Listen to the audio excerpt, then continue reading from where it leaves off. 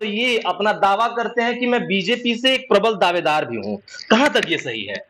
यहाँ से मंत्री रह चुके हैं, स्वास्थ्य मंत्री रह चुके हैं। वो लगातार 2 बार यानी कि 10 साल तक आपके विश्रामपुर विधानसभा पे शासन किए हैं और चलाए हैं, यहाँ का विकास करने में अवरुद्ध नहीं किए हैं और आप ही के पार्टी के हैं। क्या कहेंगे इस पे? क्या आपका इशारा दोनों बाबाओं की तरफ है क्या?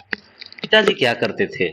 हमारे पिताजी फुलवारी में झोड़ा ढोते थे। परिवार में कौन-कौन से लोग? ये नेता बन जाएगा ना, तो हमारा बेटा जब नेता बन जाएगा, बड़ा बन जाएगा, विधानसभा में बोलने लगेगा, फिर वही गाँव गुरबे गरीब, चूल्हा-चौकी वाले लोगों को भूल जाएगा। राम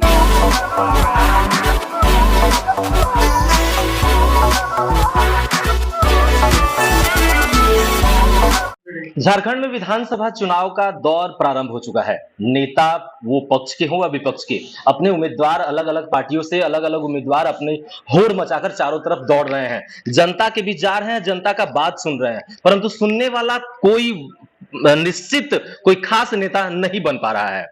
मैं अभी उपस्थित हूँ पलामू जिला के विश्रामपुर प्रखंड बोल सकता हूँ, लेकिन विश्रामपुर विधानसभा भी है।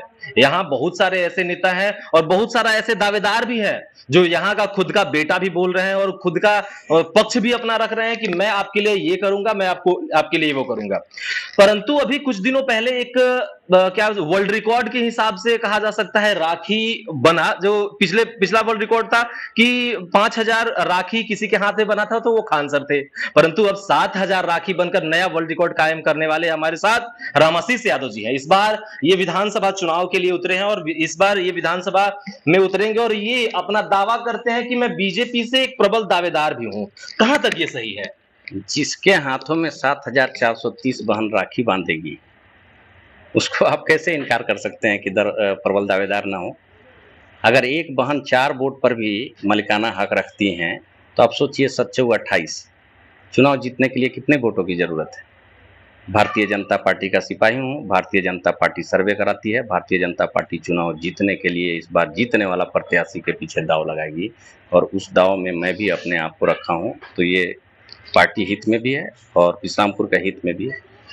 विश्रामपुर की मूलभूत समस्या आखिर क्या है? कहाँ से आपके मन में आया कि हम इस बार प्रत्याशी बनेंगे और लोगों के लिए ही अच्छा काम करेंगे? आप अभी जहाँ उपस्थित है ये उंटारी प्रखंड है और उंटारी का सीधा गांव है। ये बहुत पिछड़ा गांव आता है। यहाँ से हम जन्म लिए हैं, यहाँ से पढ़ाई किए हैं, हमको पता है कि पिछड़ापन क्या होता है और विश्रामपुर आज भी विश्रामपुर विधानसभा पिछड़ा में गिनती आता है।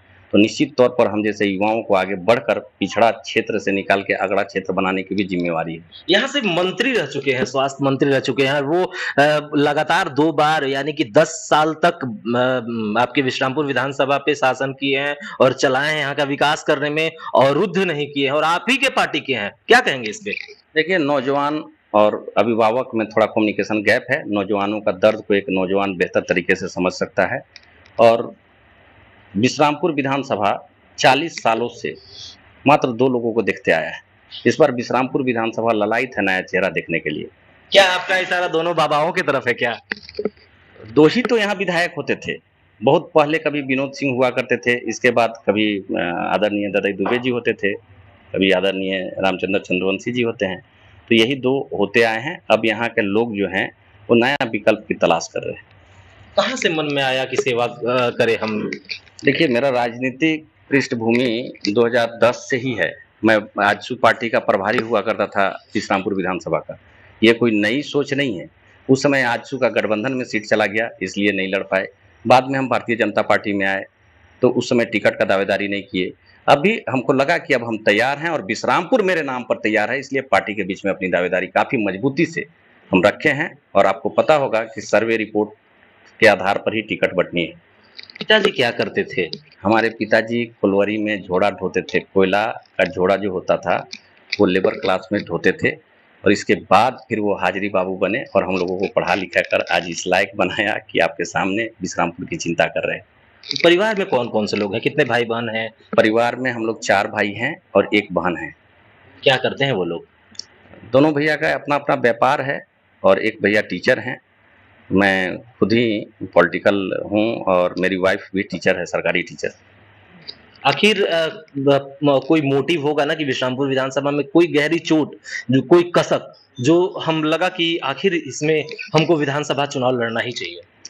आप जहाँ पे उपस्थित हैं, यहाँ से 15 गज दूरी में जाएंगे आप तो जेपी यादव स्कूल नजर आएगा, 35 रुपए में पढ़ाते हैं।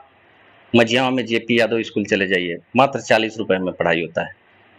मेरा सोच है कि शिक्षा ही एक ऐसा माध्यम है जो हमको निकाल के उजाले की तरफ ले जाएगा अंधेरे से।